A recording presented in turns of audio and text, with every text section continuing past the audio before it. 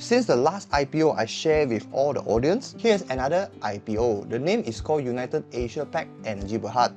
This IPO is solely handled by one security only, named TA Security. Upon listing, the stock code of this IPO is unipac 0468. So when we glance through the IPO front page, you can see this is an oil and gas company. But then what type of oil and gas? Oil and gas is mainly separated into three parts: upstream, midstream and downstream. So what stream this company is?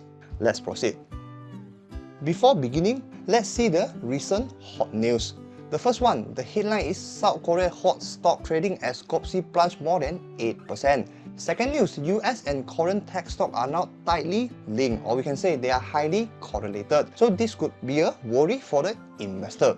Due to the recent listing of SK Hynix and also the demands of DRAM, or we call it Dynamic RAM Access Memory demand last year. So the investors now are questioning and wondering whether the demand can be fulfilled or not. So it caused the subsequent plunge and also the halts of South Korean stock market. We now proceed to first part, which is the IPO timetable. The opening of application is on 28 July. The closing of application is on next month, 5 of August.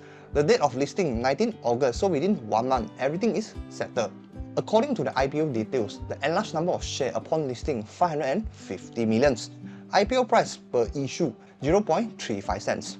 So according to these two informations, the market cap is around 192.5 million. This is the main part, the descriptions of the business. So the company generally a oil and gas company, service provider. So what type of service they are providing? Fishing services and P&A services. So this fishing service is not like just simply taking a fishing rod and go to the sea and fish. This is another thing. So their fishing service is quite specialized. Fishing service is about the recover or remove of unwanted object from the wellbore. So they are dealing with well intervention solution as mentioned in their IPO prospectus. The second one is P&A service. P&A is a short form or because of an abbreviation, plug and abandonments. So this is the after service after they have explored the well thoroughly. So they are going to seal and close the well. So they have these P&A services.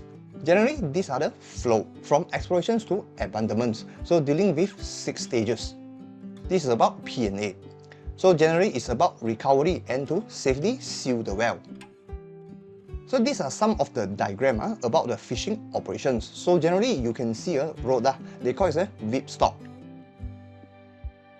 What are the technology being used by this company? The first one is whipstock technology. And the other one is anchor system. It is to stabilize the positionings of whipstock. And then also the casing scraper. It is for string rotations. So while the whipstock is penetrated into the well, so they are going to have some movement or rotational action. As at the LPD, the group has 3 offices across Malaysia. To further support their field operation, they also have these so-called operational bases. The first one is in Kemaman and also Labuan. Now let's look into their ongoing project. What are the ongoing projects? As at the LPD, the group has 17 ongoing projects. So they have this so-called PO, purchase order. The total purchase order value is around 61.09 million. After reviewing their ongoing project, what are the completed projects? They have completed 15 projects across Malaysia. But then mainly, you can see only 2 locations. The first one is Sarawak and also Peninsula, Malaysia. This is the group structure after listing. So you can see there's one major shareholder. The name is ASIAPAC holding around 75% upon listing. So the remaining are from Malaysian public and also eligible persons. According to their IPO, this IPO can raise around 48.73 million and then it has few purposes. The first one, acquisitions of well intervention tools and equipment. Since the group is expanding their business, so they are going to have more well intervention equipment, such as this breakout unit and also fishing jar and then also P&A tools. Second, recruitments of engineers for the introductions of new well intervention solution. Since this is a very specialized techniques, so they are going to have these specialized engineers in this specific field. It's around 2.4 million. Third one, acquisitions of new corporate office. But then as at the LPD, the group is still in the midst of identifying a suitable commercial office. So the total estimated cost is around 5.5 million. Number 4, repayments of bank borrowing. So this is very common. Number 5, expansion of workforce. Same thing, they are going to recruit 11 personnel, including commercial manager, executive, and also engineer. So the statement mentioned that the recruitment of additional workforce can support our expansion into Sabah. Number 6, working capital. So this is also very common IPO usage. So the main purpose is to purchase of VIP stock and also accessory.